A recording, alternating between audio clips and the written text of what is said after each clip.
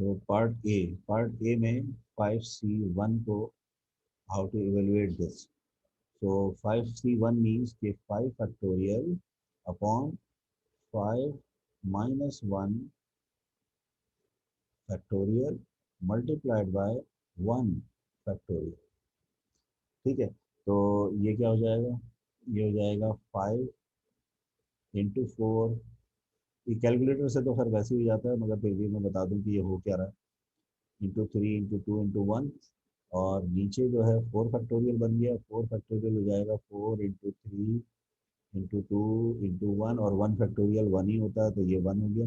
तो इसमें देखो कैंसिल क्या हो रहा है, कैंसिल जो है ये सारा कैंसिल है. तो आंसर हमारा क्या बन गया,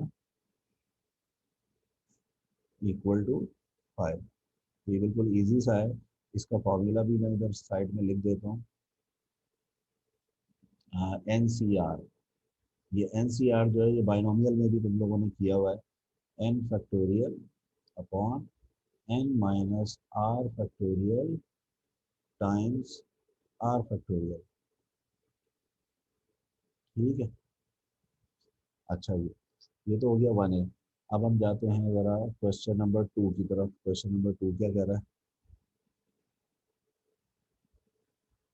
तो क्वेश्चन नंबर 2 में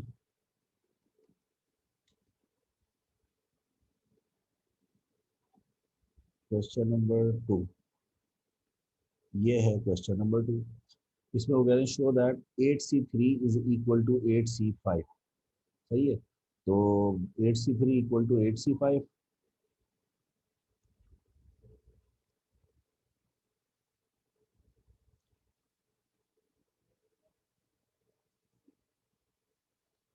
question number 2, show that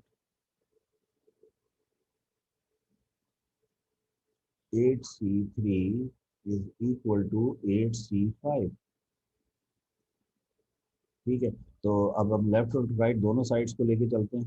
8 factorial upon 8 minus 3 factorial into 3 factorial.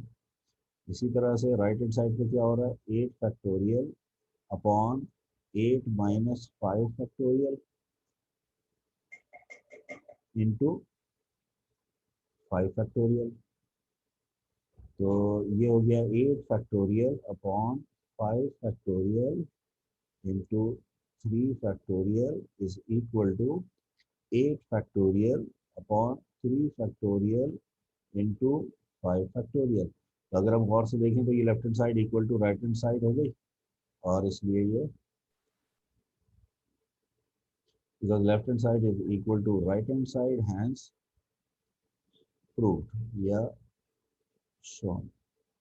ठीक है, अच्छा, अब हम आगे बढ़ते हैं. तो सर ये NPR का क्या काम है? NPR नहीं, NPR जो है वो परम्यूटेशन के लिए यूज होता है, ये कॉम्बिनेशन के लिए यूज होता है. ठीक है, और परम्यूटेशन और कॉम्बिनेशन का डिफरेंस अभी मैंने शुरू में भी थोड़ा बहुत बताया था, और जब हम क्वेश्चन करेंगे तो फिर वो समझ में आ जाएगा कि यानी जनरली तो हम ये कहते हैं कि कॉम्बिनेशन मीन्स सिलेक्शन, और परम्यूटेशन मीन्स अरेंजमेंट. सिर्फ अरेंज करना, सेलेक्ट नहीं करना, अरेंज करना. सही है, तो ये है, बस ये फर्क है. अच्छा, अब हम जाते हैं question number 3. I show you question number 3. सही है, क्वेश्चन नंबर 3 जो है, ये क्वेश्चन नंबर 3 है.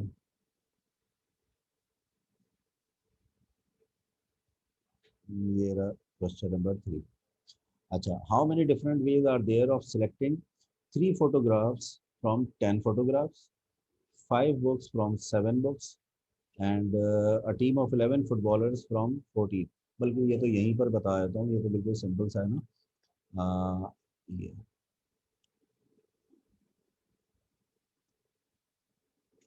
तो ये देखो, ये जो पहला पार्ट है, इधर आ जाओ. सही है, 3 फोटोग्राफ्स हमें सिलेक्ट करने हैं कहाँ से, 10 फोटोग्राफ्स में से. तो बिल्कुल सिंपल हम ये सिंबल यूज करेंगे कि हमारे पास टोटल कितने हैं, 10.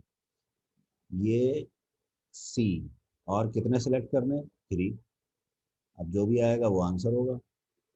ठीक है, अब 10C3 कैलकुलेटर किधर गया, 10C3 कितना हुआ?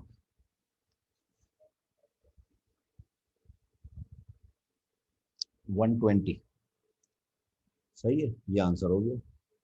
तो there are 120 ways to select 3 photographs out of the 10 photographs. ठीक है, अब इसी तरह से अगर मैं कहूँ ये सेकंड वाला क्या होगा, ये तुम लोग इजीली बता दोगे कि 7C5 हो जाएगा, जो भी आंसर आया आगे। और 11 फुटबॉलर्स तुम्हें सिलेक्ट करने हैं 14 फुटबॉलर्स में से, तो ये क्या हो गया? 14C11। ठीक है, तो ये इसके आंसर्स तो यही हो गए। क्लियर है? सही। अब हम आगे बढ़ते हैं। अच्छा, अब क्या होगा? क्वेश्चन नंबर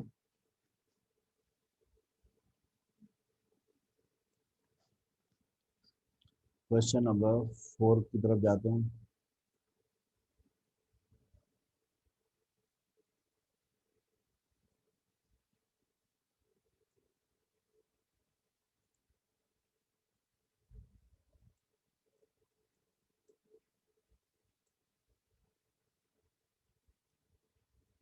अरे यार, 4 कहाँ चला गया?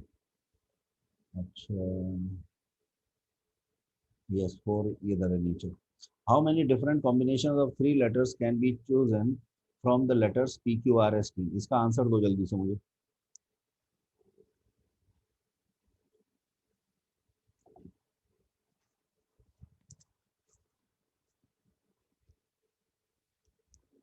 भाई 5 लेटर्स हैं, 5 में से 3 सेलेक्ट करना है, तो क्या कॉम्बिनेशन बनेंगे? 5C3 is the answer. ठीक है, तो यानी ये आंसर है इसका, स्ट्रेट अवे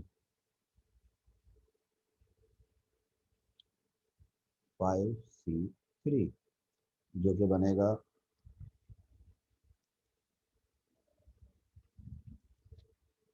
=10। सही है, इजी है। अच्छा, अब हम जाते हैं किस पे?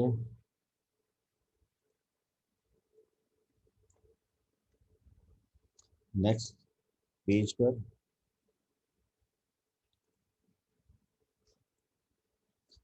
तो ये है क्वेश्चन नंबर 5। ये ज़रा ऐसे ही है, मतलब थोड़ा इतना क्लियर नहीं है। सही, अगर मैं इसको बड़ा कर लूँ, हाँ ये कुछ बेहतर है। अच्छा, तो ये है कि the diagram shows 2 different boxes A and B। सही है। 8 different toys are to be placed in the boxes, यानी 8 टॉयज जो हैं वो हमें इन बॉक्सेस में प्लेस करने हैं। वो बोल रहे हैं कि find the number of ways in which the 8 toys can be placed in the boxes so that 5 toys in the box A and 3 toys in the box B. सही है, यानी 5 टॉयज चले जाएं बॉक्स ए में, और 3 टॉयज चले जाएं box B में। इस तरह से करना है हमें। तो अब हमारे पास क्या चॉइस है, कैसे करेंगे? तो ये देखो, 8 डिफरेंट टॉयज हैं। बॉक्स ए में कितने जाने चाहिए? 5। तो 8 में से ये 5 चले गए किसमें? बॉक्स ए में। तो बच कितने गए? 5 तो इसमें चले गए, 3 बच गए ना। अब हमारे पास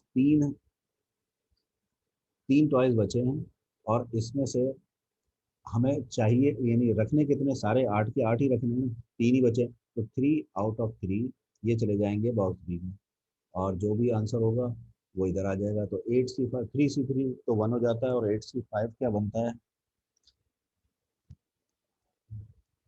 8C5 बनेगा 56। तो 56 multiplied by 1 is equal to 56। ये आंसर हो गया इसका। ठीक है। अच्छा, now question number 6। 4 pencils and 5 pens are to be selected from a collection of 8 pencils and 3 pens. Find the number of different selections that can be made. वो कह रहे हैं, बिल्कुल क्लियर सा है कि 4 पेंसिल्स सेलेक्ट करनी है, कितनी पेंसिलों में से? 8 में से।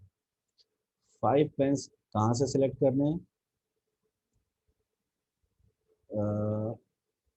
5 पेन में से। ये 5 है, 3 है, क्या है यार, ये क्लियर नहीं है।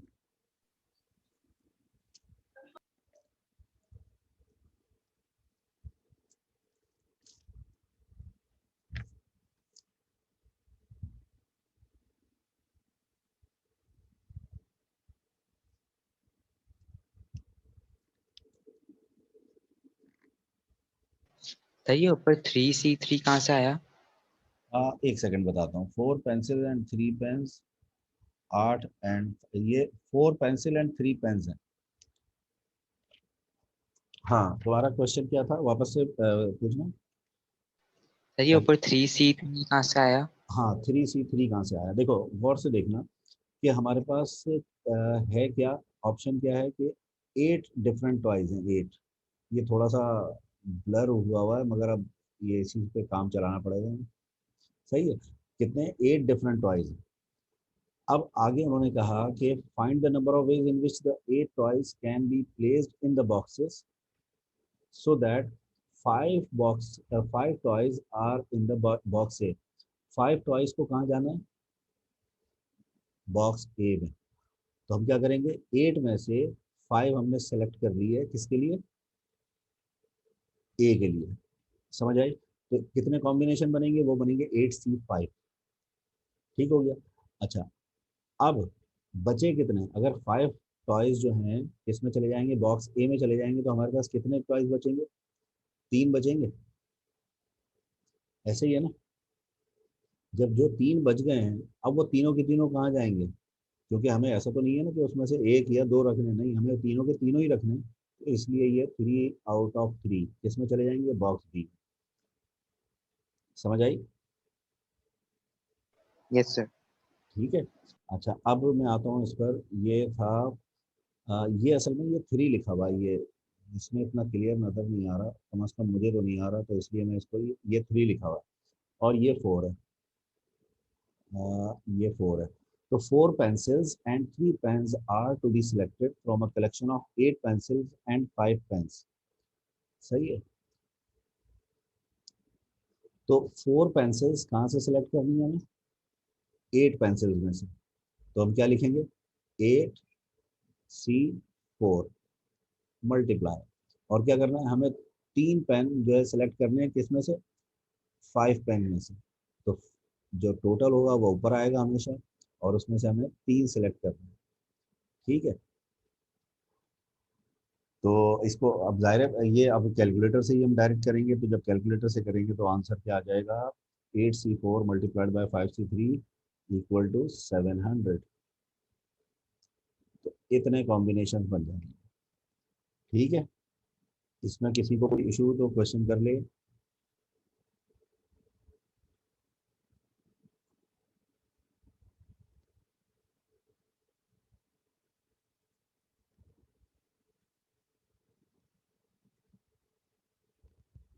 ठीक।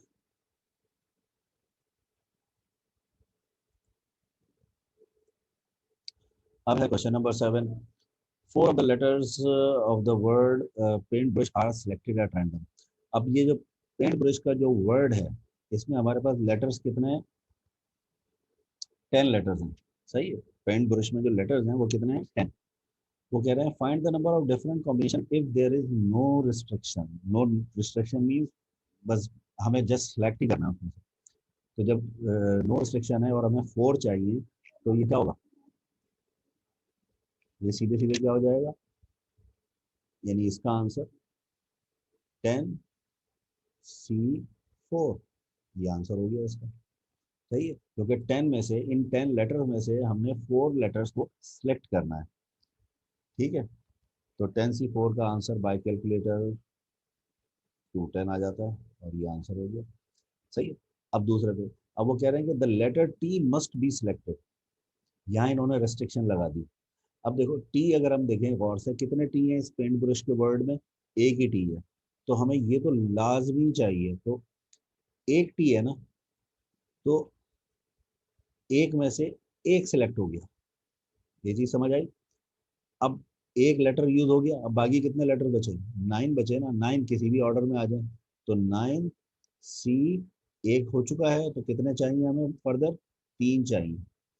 ठीक है। तो 9C3, तो 1C1 का आंसर तो 1 ही है, और 9C3 का आंसर क्या होगा, 84।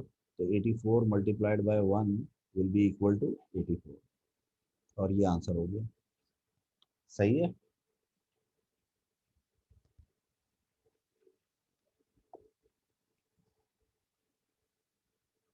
ठीक है, आगे बढ़ते हैं। इसको इसको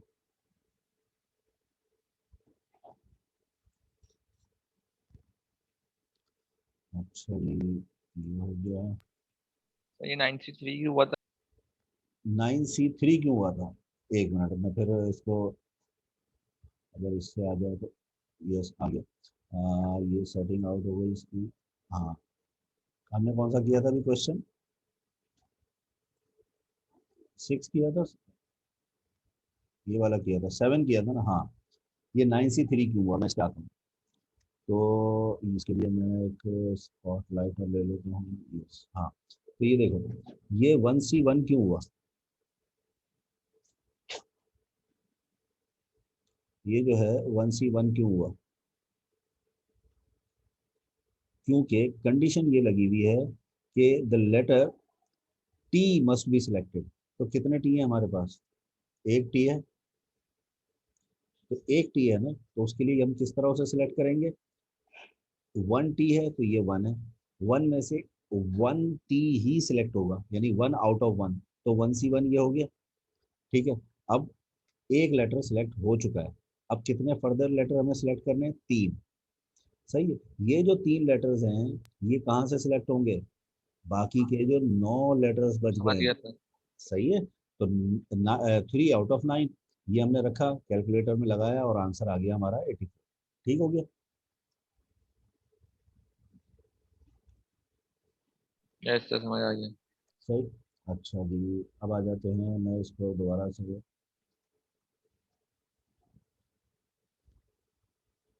अब हमारा जो नेक्स्ट क्वेश्चन है वो है क्वेश्चन नंबर 8।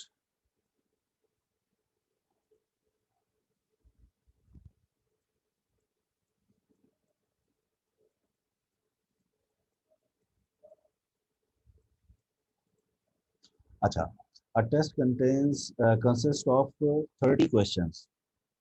सही है। टेस्ट में कितने क्वेश्चन हैं? 30 क्वेश्चन हैं। अब वो कह रहे हैं ईच आंसर इज इधर करेक्ट और इनकरेक्ट। सही है। तो ट्रू और फॉल्स वाला चक्कर हो रहा है इस टेस्ट में। Find the number of different way in which it is possible to answer exactly 10 questions correctly. सही है। तो एग्जैक्टली 10 क्वेश्चंस क्या हैं? बस सिंपल तुमने उठा के कॉम्बिनेशन लगा देना है। कैसे? 30C10, और ये आंसर आ गया। सही है। कितना आंसर आएगा? बहुत बड़ा आंसर आ रहा है, 300। सही है, 45015। ये हो गया। अब इसी तरह ये क्या है? ये 30C25 है, क्योंकि पार्ट 2 में भी वो इसी तरह के ही क्वेश्चन कर रहे हैं कि एग्जैक्टली 25 क्वेश्चन करेक्ट हों। तो वो क्या होगा? वो ये होगा। सही है। तो कितने? 142506। ये आंसर हो गया इसका। ठीक है। तो मतलब इसमें तो वही सेम वही लॉजिक, क्योंकि वही लग रही है, तो इसमें कुछ ज़्यादा एक्सप्लेन करने की जरूरत नहीं है। अच्छा, अब हम जाते हैं question number. Sir yes yes, पूछो पूछो, अगर किसी के ध्यान में कोई भी क्वेश्चन है पूछ लो। पार्ट ए में तो हमने मतलब पार्ट ए में 10 क्वेश्चन सेलेक्ट कर लिए थे, तो ना हाँ, हम पार्ट बी में 25 - 10 नहीं करेंगे? नहीं नहीं नहीं, वो डिफरेंट कंडीशन है। ए जो है वो डिफरेंट पार्ट हो गया। वो यानी डिपेंडेंट नहीं है कि हमने वो 10 कर लिया तो वो ये क्यों नहीं किया, वो क्यों नहीं किया, नहीं। ए हमने किया, दैट्स फिनिश्ड। उसके बाद हम बी पे आए ना, तो समझो बी जो है वो रिफ्रेश पार्ट है। तो इसलिए अब सिर्फ फोकस किस पे करोगे? या यूँ समझ लो कि एक नया क्वेश्चन तुम्हें दे दिया गया है। सही है, यानी कि नया बुक का क्वेश्चन तुम्हें दिया गया है, और वो क्या कहता है कि अटेस्ट कंटेंट ऑफ 30 क्वेश्चन। सही है। Find the number of different ways in which it is possible to answer exactly 25 question. यानी मैं पार्ट ए ही हटा दूँ उसमें से, तो क्या करोगे? यही करोगे ना, 30C25। ठीक है। मतलब उसका ए पर डिपेंडेंसी कोई नहीं है उसकी। ठीक है। Okay sir. अच्छा, अब हम जाते हैं क्वेश्चन नंबर 9 पे। सही है। क्वेश्चन नंबर 9 पे, 9 क्या कहता है? An athletics club has 10 long distance runners, 8 sprinters and 5 jumpers. ठीक है। अ टीम ऑफ क्या यार, ये क्या लिखा है, 5 लिखा है कि 3 लिखा है? टीम ऑफ 5 लिखा 3। है सर, 5 है सर बुक में। नहीं, वो तो 5 जंपर्स है ना, तो 5 से ये वाला, ये है a team of 3 long distance runners, 5 sprinters and 2 jumpers is to be selected. ठीक है, ये 3 है वो, यानी सेकंड लाइन में जो लिखा हुआ है अ टीम ऑफ 3, यानी ये 3 है। A team of 3 long distance runner, जी 5 sprinters and 2 jumpers is to be selected. Find the number of ways in which the team can be selected. तो देखो, इसमें तीन तीन टाइप की प्रोडक्ट हो गई हमारे पास। तो बिल्कुल सिंपल है कि हमें 3 लॉन्ग डिस्टेंस रनर चाहिए और हमारे पास स्टॉक कितना है, 10 का। तो 10 में से 3 चाहिए तो क्या बन जाएगा, 10C3। ये 10 में से ये 3 निकालना, तो सिंपल क्या हो गया हमारा, 10C3। ठीक है, ये हो गया। अब उसके बाद अब आ जाते हैं किस पे, 8 स्प्रिंटर्स हैं, उसमें से हमें कितने स्प्रिंटर्स चाहिए, 5 चाहिए, 5 और ये 8। तो ये क्या हो जाएगा, 8C5। ठीक है, उसके बाद हमें कितने 2 जंपर्स चाहिए, कितनों में से, 5 का स्टॉक है हमारे पास। तो ये हो गया 5C2। इन सबको कैलकुलेटर में डाल के आंसर निकालो, तो आंसर क्या निकलेगा, ये मिलेगा हमें आंसर 6 7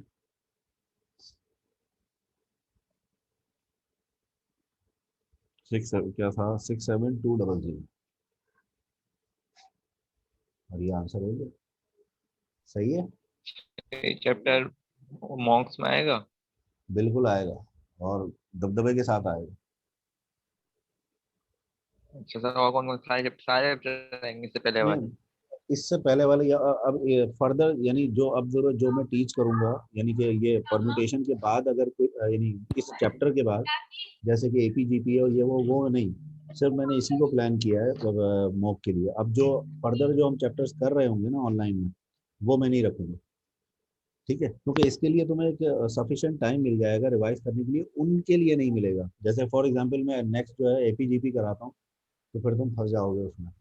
सही है, तो इतने तक बहुत है, इससे आगे मैं नहीं दे रहा। ठीक है, अब जो भी पिछला किया हुआ है ना काइनेमेटिक्स तक, वो आएगा। अच्छा, अब हम आ जाते हैं क्वेश्चन नंबर 20 पर। 20 क्या कह रहा है कि a team of 5 members is to be chosen from 5 men and 3 women. सही है, if there is no restriction. अब मुझे बताओ 10A का आंसर बताओ मुझे जरा, क्या होना चाहिए, यानी इन इन द फॉर्म ऑफ सी, यानी ये जो NCR है ना, इस तरह से बता दो, तो बाकी तो कैलकुलेट हो जाएगा।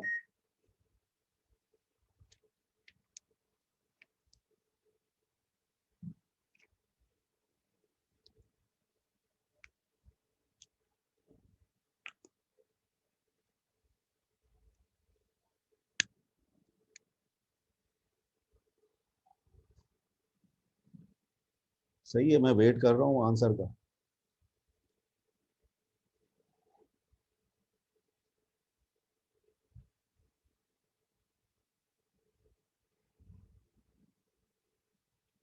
सही है, NCR की फॉर्म में मुझे बता दो कि पहले का आंसर क्या होगा, पार्ट A का आंसर क्या होगा।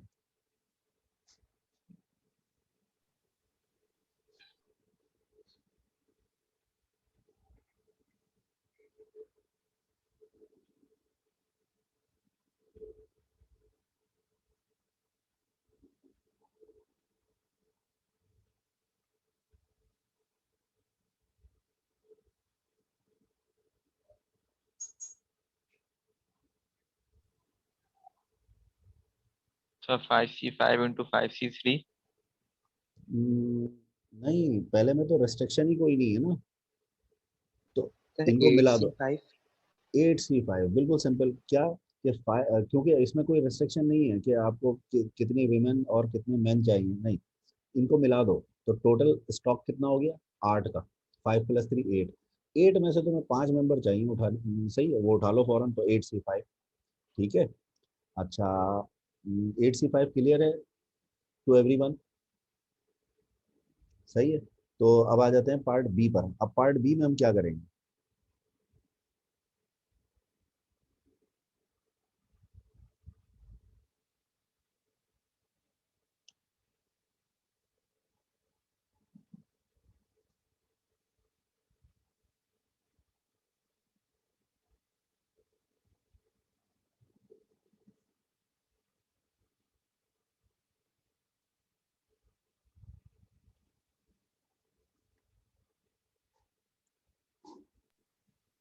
So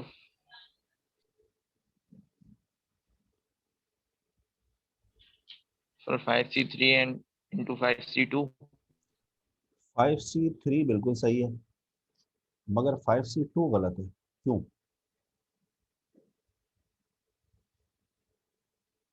भाई देखो, तो दैट नहीं कंसेप्ट 3C2 होगा। बिल्कुल सही, 3C2 बिल्कुल सही। यानी कि मैं साथ साथ लिखता भी जाऊँ ना, ताकि पहले वाला क्या था? 8C5, ये तो सीधे सीधे ये आंसर हो गया। और इसका आंसर क्या बन रहा था 8C5 का? 56। और अभी तुमने जवाब दिया कि ये होगा 3 men and 2 women, तो 3 men का क्या होगा? 5C3 इंटू, अब 5C3 के बाद 3C2 क्यों? क्योंकि तीन, देखो तीन जो है ना वो सिलेक्ट हो चुके हैं, 3 men सिलेक्ट हो चुके हैं। तो हमें जो कमेटी बनानी है, ये क्या था, ये टीम जो बनानी है, ये कितने की है? 5 की है। तो अब कितने हमें? 2 चाहिए। अब 2 किस में से चाहिए? जाहिर है कि विमेन में से भी मिले, वो हम लेंगे। तो वो क्या हो जाएगा?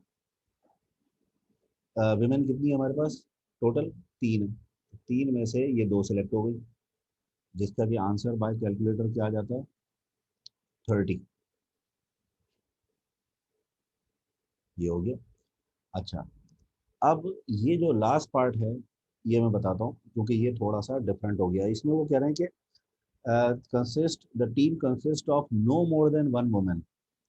सही है, एक से ज़्यादा वुमेन नहीं होनी चाहिए। तो देखो, पहली कंडीशन तो यही हो सकती है ना कि एक तो एक तो हो वो। तो मैं पहले वुमेन में से एक सेलेक्ट कर रहा हूँ, तो कितनी वुमेन है? 3 है। 3 में से एक वुमेन आ गई। तो अब टीम में कितने और चाहिए हमें? टोटल 5 करने हैं ना, तो ये 4 हो गए। अब ये 4 कहाँ से सिलेक्ट हो रहे हैं? मैन में से। मैन कितने हैं? 5। ठीक है, ये हो गया। मगर अब आगे भी तो कॉम्बिनेशन बनेंगे, उसके लिए क्या करना होगा हमें? प्लस। ठीक है। अब तो इन्होंने कहा ना एक से ज्यादा नहीं होनी चाहिए, तो ये तो नहीं कहा कि एक से ज्यादा नहीं, तो ये भी तो कंडीशन हो सकती है कि वुमेन हो ही नहीं। तो वो कंडीशन क्या होगी? वो होगी कि 3 वुमेन में से हम एक भी ना लें। ठीक है। और सारे, यानी बाकी अब 5 हमें, क्योंकि तो 0 हो गया, तो हमें बाकी के 5 तो पूरी करनी है ना टीम। तो बाकी के 5 जो है वो किस में से आ जाएंगे? 5 मैन में से ही आ जाएंगे। ठीक है। तो ये क्या बन जाएगा? पहले वाले कॉम्बिनेशन का आंसर क्या बनेगा? 3C1 into 5C4। 3C1 into 5C4, calculator काम दिया, कैलकुलेट कर लेना। सही है।